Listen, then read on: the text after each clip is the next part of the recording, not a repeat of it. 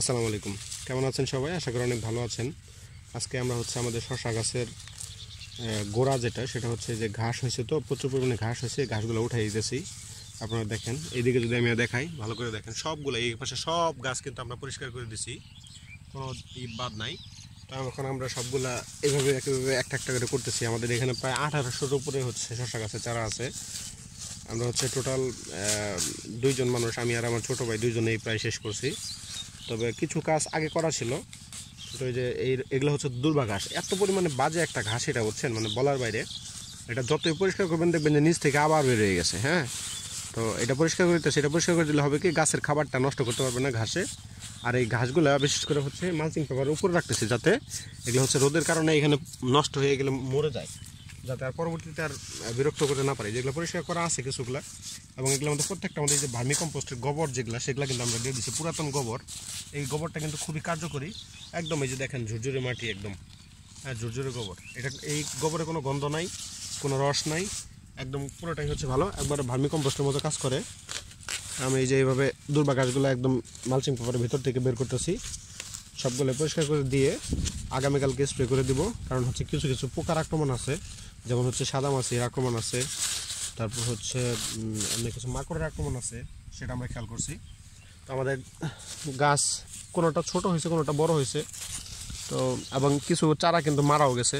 চারা বলতে হলো বীজ গজায় না আর কি, অতিরিক্ত শীতের কারণে। এই যে এগুলা কিন্তু 2 পাতা 4 6 পাতা 7 পাতার মতো হয়ে গেছে। হ্যাঁ, এগুলো গ্রোথ আপনার কাছে হয়তো অনেকের কাছে কম মনে হতে পারে, আমার কাছে কিছুটা কম মনে হচ্ছে। কিন্তু আরেকটা বিষয় যে আমাদের এই গাছগুলা এবছর করা হয় নাই, আপনার কি বলে এটাকে, একটু গভীরে, মানে চারা যে রোপণ করছি, যাদেরকে দিয়ে কাজ করেছে, আমার বাগানে যারা কাজ করে সবাই আমার ছোটো ভাই, স্কুল কলেজে পড়ে, ওদেরকে দিয়ে কাজ করেছে, ওরা একটু বোঝে নাই আর কি। প্রথম দিকে এই বীজগুলো একটু বেশি গভীরে নিচের দিকে দিয়ে ফেলছিল, যার কারণে চারাটা উপরের দিকে আসতে একটু বেশি দেরি হয়েছে। তো মাশাআল্লাহ, তারপর আমার কাছে মনে হচ্ছে গাছের গ্রোথ ভালো আছে। কোনোটার গাছের চারা বয়স 20 দিন, কোনোটা 22 দিন। তবে জমির মাটিরও একটা বিষয় আছে, আমাদের এদিকে যে লাল মাটি, এই যে এরকম দেখেন মাটি শক্ত হয়ে যায়, এই যে দেখেন মাটি এগুলো খুবই শক্ত হয়ে গেছে, ঠিক আছে। অথচ এগুলো পানি দিলে একবারে নরম হয়ে একদম ঝুরঝুরে হয়ে যায়। এই যে এখানে গজায় নাই, কিন্তু আমরা চারা করছি, সে চারাগুলো এখানে রোপণ করে দেবো আলহামদুলিল্লাহ। যেগুলো সবগুলো আমরা এভাবে পরিষ্কার করে দিতেছি, এবং কি এই গোবরের ঝুড়িগুলা ভিতরে দিয়ে দিতেছি, যাতে আমাদের কোনো সমস্যা না হয়। আমি আর আমার ছোটো ভাই, এই যে দেখেন কী পরিমাণ দুর্বা ঘাস। এই যে এই গাছটা রোগাক্রান্ত হয়ে গেছে কিন্তু, কারণ এটার যে সমস্ত যেটা, মানে এটার যে শক্তিগুলা, খাবারগুলা, সেগুলো পুরোটাই এই ঘাসে খেয়ে ফেলছে, যার কারণে কিন্তু এই গাছটা কিন্তু খুব বেশি আসলে গ্রো করতে পারে নাই। যে পুরোটা আমি তুলে ফেললাম, এটার আমি এখানে রাখবোই না, শুধুমাত্র মাটিগুলো এখানে রেখে ঘাসগুলো আমি উপরে ফেলবো। এবং এই ঘাসগুলো আসলে খুবই মারাত্মক। তো গাছের গোড়াটা যদি একটু পরিষ্কার করে দেওয়া যায়, এরকম যদি ঝুরঝুরে করে দেওয়া যায়, তাহলে যে এখন যে গাছের গ্রোথটা এখন খুব তাড়াতাড়ি বাড়বে, কারণ এটা খুবই প্রয়োজন।